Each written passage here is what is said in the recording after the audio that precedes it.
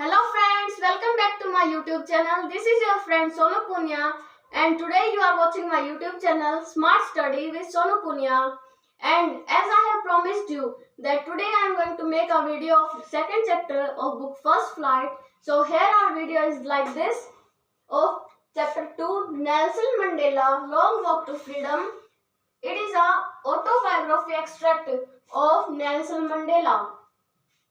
Who was Nelson Mandela? हम ये chapter क्यों पढ़ रहे हैं, क्या इम्पोर्टेंस है इस चैप्टर की हमारी लाइफ में, ये भी मैं आपको बताऊंगी। और जो बच्चे सोचते हैं कि ये चैप्टर बहुत बोरिंग है, डिफिकल्ट है, इसे हम कवर नहीं कर पाएंगे, चलो इसे छोड़ देते हैं, तो आज मैं ये सारी प्रॉब्लम्स आपकी सॉल्व करूंगी और जितना हो सकेगा उतना इस चैप्टर को इंटरेस्टिंग और मतलब आपका मीनिंगफुल चैप्टर बना दूंगी इसको। Okay friends, so let's start. Nelson Mandela long walk to freedom. इस चैप्टर का नाम ही एक मीनिंग है। लॉन्ग वॉक टू फ्रीडम इसलिए कहा गया है क्योंकि जो नेल्सन मंडेला जी थे उन्होंने एक बहुत लंबी यात्रा की थी। किसके लिए? स्वतंत्रता के लिए, अपने देश को स्वतंत्र कराने के लिए। किनसे? अपने ही देशवासियों से अपने देश को स्वतंत्र कराने के लिए। Who was Nelson Mandela? Nelson Mandela was first black president of South Africa. कहाँ के थे ब्लैक प्रेसिडेंट? साउथ अफ्रीका के ब्लैक प्रेसिडेंट थे। और इन्होंने कितने लंबी लड़ाई लड़ी थी? 30 इयर्स की लड़ाई लड़ी थी। 30 साल ये प्रिजन में रहे थे, जेल में रहे थे। किनके लिए? For black peoples, to make them free from the brutal slave system or apartheid system continued in their country for centuries and centuries long ago. Mandela fought for an apartheid system and spent 30 years in prison for the freedom of blacks. जब 30 साल पहले prison में आए थे, उसके भी बहुत पहले जब मंडेला जी पैदा भी नहीं हुए थे, उस टाइम जब सेकेंड वर्ल्ड वॉर थी, उस टाइम जो साउथ अफ्रीका के वाइट पीपल्स थे उन्होंने अपने ही देश के ब्लैक पीपल्स को स्लेव बनाना स्टार्ट कर दिया था, उनको टॉर्चर करना स्टार्ट कर दिया था और they behaved very brutally more than animals with the black peoples of their own country. तो अपार्थाइड सिस्टम एक ऐसा सिस्टम है जो पॉलिटिकली किसी भी रेस को सेपरेट कर देता है, किसी भी रेस को अलग कर देता है एक कम्युनिटी से, एक सोसाइटी से और एक कंट्री से।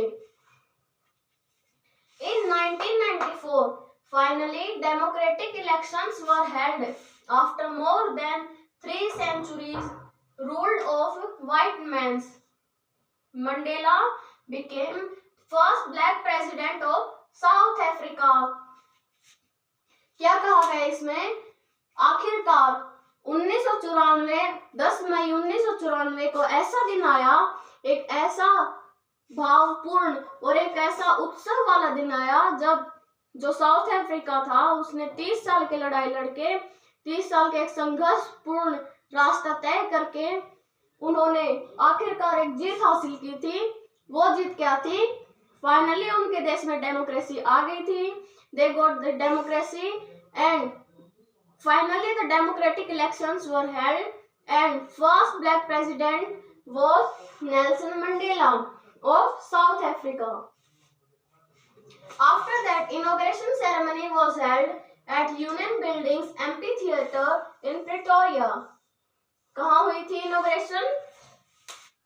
जब उनको आजादी मिल गई थी, फाइनली डेमोक्रेसी आ गई थी, उसके बाद में जब इनॉग्रेशन सेरेमनी हुई थी तो वो कहाँ हुई थी? Union building amphi theatre in Pretoria. More than 140 countries and politicians, dignitaries attended the inauguration ceremony. किसने सेरेमनी अटेंड की थी? More than 140 countries all around the world, dignitaries, politicians attended the inauguration ceremony of South Africa. Okay? और कितने vote से जीते थे? 252 seats were won by Mandela out of 400 seats. How much seat they won? They won 252 seats out of 400 seats.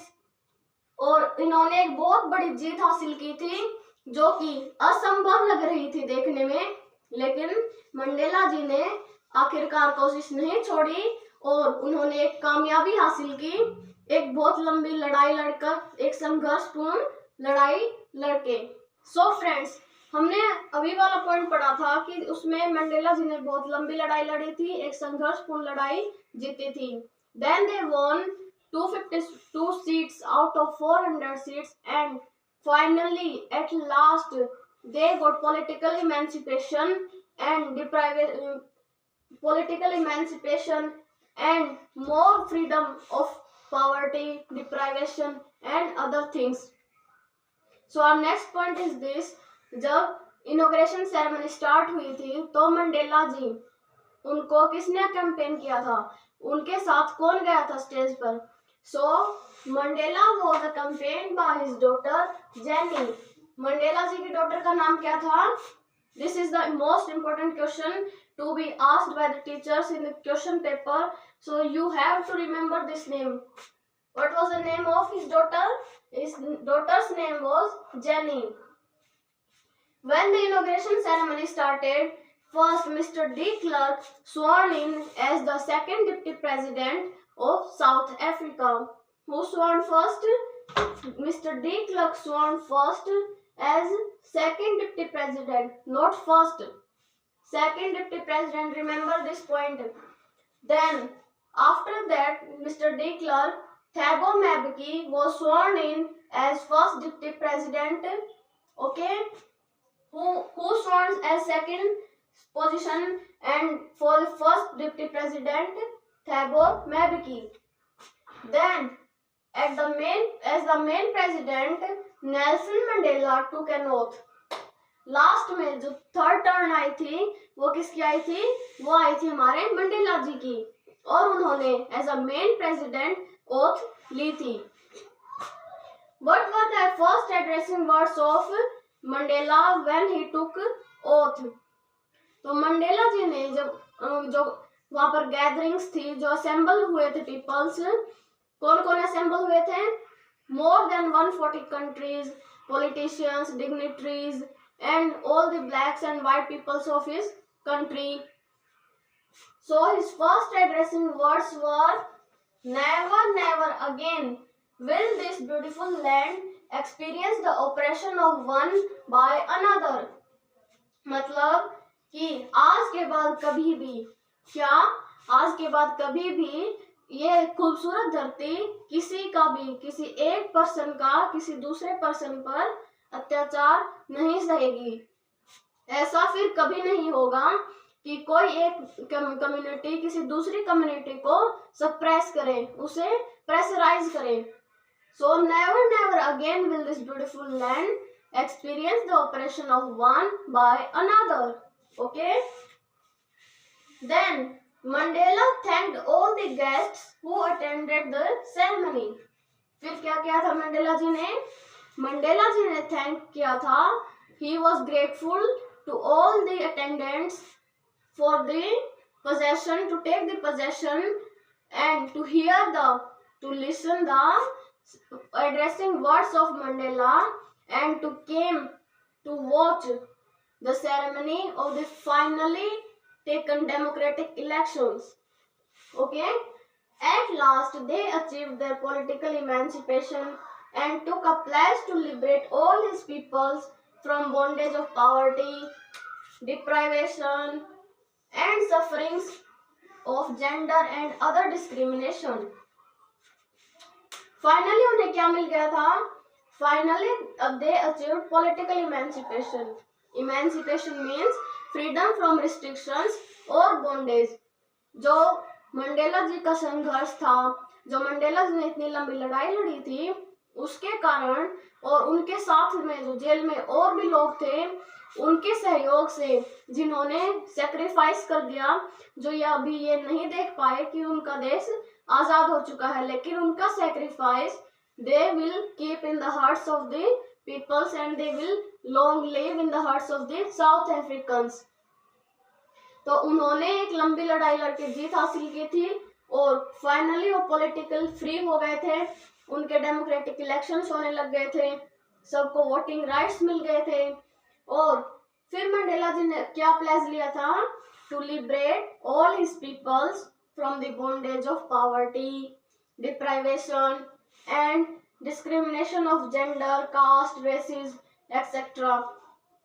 तो Mandela ji ने कहा कि जो हमें आज तक ये सहना पड़ा है कि इस जेंडर का पर्सन उस बोगी में ट्रेवल नहीं कर सकता, इस कास्ट के पीपल या इस रेस के पीपल उस गार्डन नहीं जा सकते, या फिर ये वाइट पीपल्स की प्लेस है, यहाँ पर हम नहीं बैठ सकते, यहाँ पर सिर्फ स्लेव सिस्टम चलता है। तो आज के बाद ऐसा कुछ नहीं होगा। मंडेला जी ने ऐसा प्लेज लिया और लोगों को भरोसा दिलाया। After that everyone joined the ceremony and of all races sang, danced and enjoyed with each other.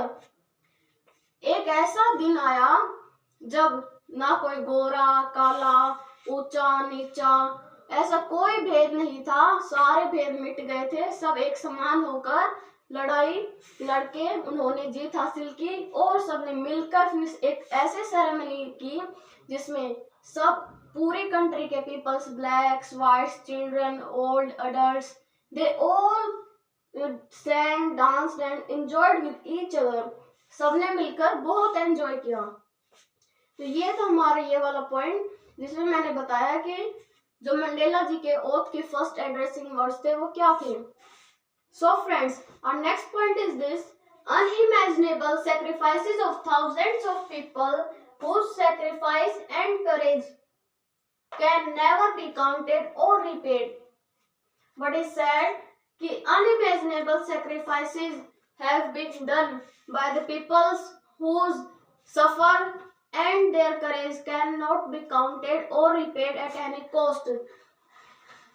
संघर्ष किया किन्होंने किया? जो देशभक्त थे और जिन्होंने अपने कंट्री के लिए एक जुनून पैदा कर रखा था अपने अंदर, उनके अंदर जो जुनून था उसको ना कोई गिन सकता था और ना ही उसका ऋण कोई चुका सकता था जो बलिदान उन्होंने अपने देश के लिए दिया। Apartheid policy created a deep, long-lasting wound in the hearts of South Africans. Nelson Mandela told us that apartheid policy.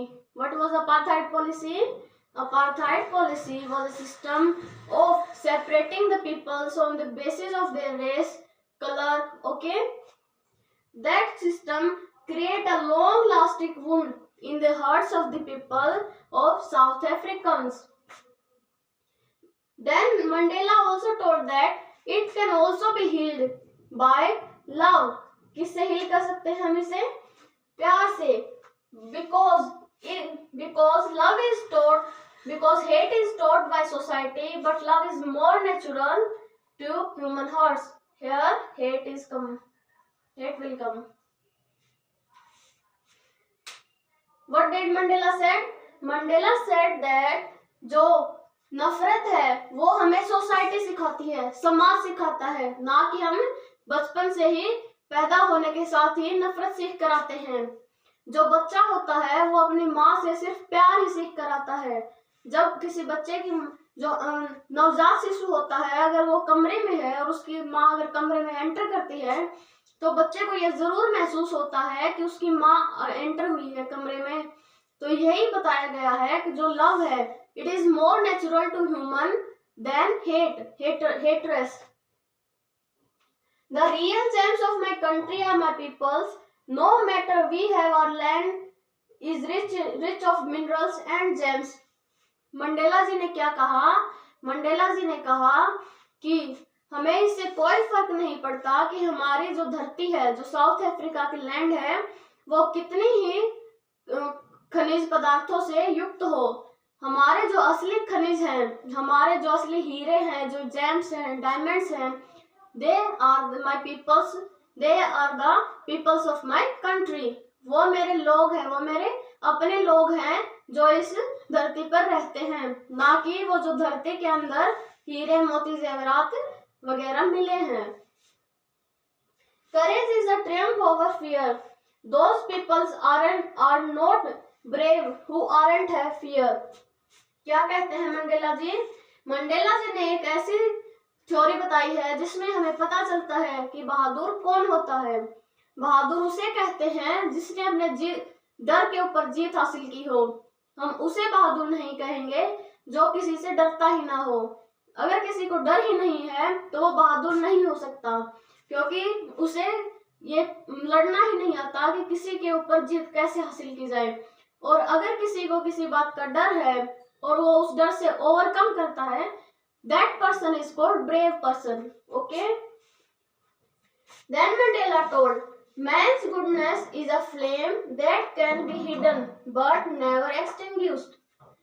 जो मंडेला जी हैं वो बताते हैं कि जो अच्छाई है, इंसान के अंदर की जो अच्छाई है वो कुछ समय तक दब सकती है, कुछ समय तक सप्रेस हो सकती है, हिडन हो सकती है, but it can never be extinguished. वो पूरी तरह से कभी भी किसी भी इंसान के मन से बुझ नहीं सकती, वो शमा नहीं बुझ सकती जो इंसान के अंदर बचपन से हो, जब उसके जन्म से ही हो. फिर कहते हैं मंडेला जी कि हर पर्सन की लाइफ में ट्विन ऑब्लिगेशंस होते हैं, दो कर्तव्य होते हैं. एक कर्तव्य होता है उसकी फैमिली की तरफ, फैमिली, वाइफ, पेरेंट्स, हस्बैंड और जो अपने चिल्ड्रन है उनकी तरफ. और सेकंड ऑब्लिगेशंस होता है अपनी कंट्री एंड कम्युनिटी. ओके, हर व्यक्ति के जीवन में दो कर्तव्य होते हैं कि वो अपने परिवार का भरण पोषण करें, अपने बीवी बच्चों का ख्याल रखें, अपने माता पिता का ख्याल रखें. और उससे भी ऊपर उठकर जो कर्तव्य होता है वो हमारे देश के प्रति निष्ठा और कर्मवान होता है. लेकिन मंडेला जी हमें भी बताते हैं कि in South Africa who tried to fulfill these obligations were treated as culprit and kept as isolated from everyone. उन्हें आइसोलेट कर दिया जाता था. जो भी ये ऑब्लिगेशन, जो भी अपने कर्तव्य पूरे करने की कोशिश करता था, उसे white peoples as a culprit treat करते थे, एज अ क्रिमिनल ट्रीट करते थे. और उन्हें बहुत ज्यादा टॉर्चर किया जाता था, बहुत ज्यादा ब्रूटली बिहेव किया जाता था उनके साथ में. ये हमें मंडेला जी बताते हैं. ओके फ्रेंड्स, सो फ्रेंड्स आगे मंडेला जी हमें बताते हैं, as I obeyed my father and abided by the customs of my tribe, I wasn't troubled by anyone, neither the law of man nor by God. Mandela ji क्या बताते हैं हमें, जब वो पैदा हुए थे तो अपने कबीले में जब वो छोटे थे उस टाइम अगर वो अपने पापा की बात मानते थे, पापा के रूल्स फॉलो करते थे, जो उनकी ट्राइब थी, जो उनका कबीला था, उनके कस्टम्स को फॉलो करते थे, उसके बाद में उन्हें कोई रिस्ट्रिक्शंस नहीं थी. सिर्फ ये दो काम उन्हें करने होते थे और ये करने के बाद वो बिल्कुल फ्री होते थे. उनके ऊपर कोई रिस्ट्रिक्शंस नहीं थी, बॉन्डेज नहीं था. वो कुछ भी कर सकते थे, कहीं भी आ जा सकते थे, किसी भी फील्ड में जा सकते थे, किसी भी रिवर में वो तैर सकते थे, किसी भी स्कूल जा सकते थे.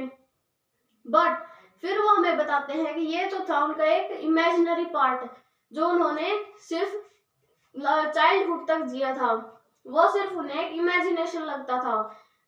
असली प्रॉब्लम तो तब आती है जब वो बड़े हो जाते हैं, अडल्टहुड में आते हैं, तब उनको असली प्रॉब्लम आती है. और जब वो कॉलेज में हो जाते हैं और कॉलेज में होने के बाद उन्हें पता चलता है कि जो असली प्रॉब्लम है उनके साथ क्या हो रहा है.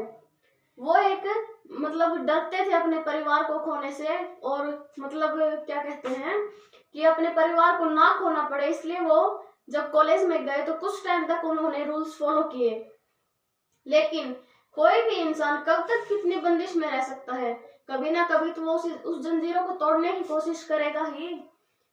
Eight that time freedom is indivisible. The chains on any one of my people were the chains on all of them. Mandela ji कहते हैं कि अगर किसी भी उनके एक भी बंदे के ऊपर अगर चेन्स है, रिस्ट्रिक्शंस हैं, पाबंदियां हैं, तो उनके पूरी कम्युनिटी के ऊपर, उनकी पूरी ट्राइब के ऊपर रिस्ट्रिक्शंस होंगी. अगर किसी एक भी बंदे के ऊपर रिस्ट्रिक्शंस हैं, अगर एक के ऊपर रिस्ट्रिक्शंस हैं तो बिना दिखाई दिए ही वो अपने आप ही समझ आ जाता है कि आगे चलकर उनके पूरे कम्युनिटी को खतरा है। Oppressed is in the bondage, but the oppressor is also in the prisoner. Oppressor is also the prisoner of hatred, and he is locked behind the bars of prejudice and narrow-mindedness. क्या कहते हैं Mandela जी कि जो oppressor होता है, अत्याचार सहने वाला होता है, वो तो अल्टीमेटली दुखी ही होता है, लेकिन जो उनके ऊपर अत्याचार करता है, जो ओप्रेसर होता है, वो भी दुखी कम नहीं होता, वो उनसे ज्यादा दुखी होता है। कैसे?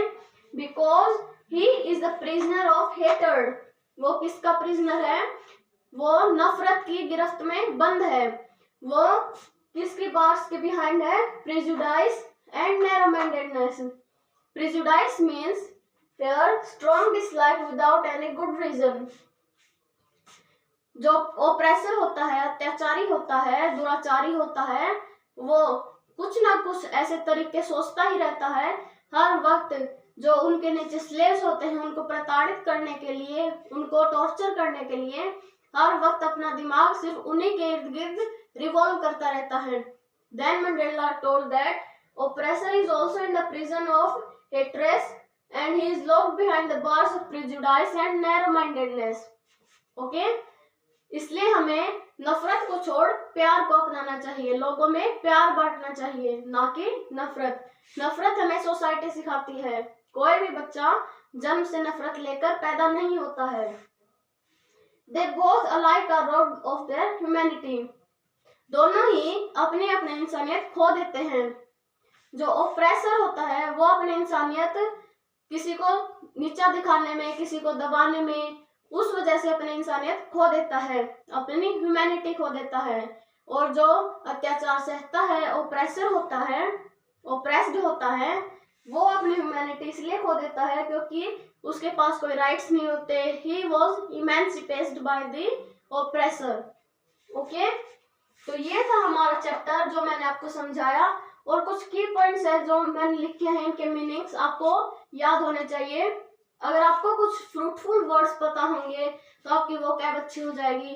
अगर वोकैब अच्छी होगी तो आप अल्टीमेटली एक गुड इंग्लिश प्रोनाउंसर हो सकते हैं, गुड इंग्लिश स्पीकिंग पर्सन हो सकते हैं।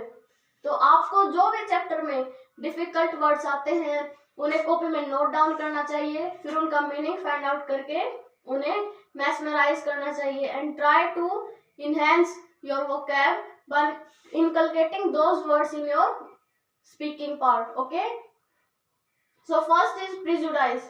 Prejudice का मतलब होता है strong dislike without any good reason.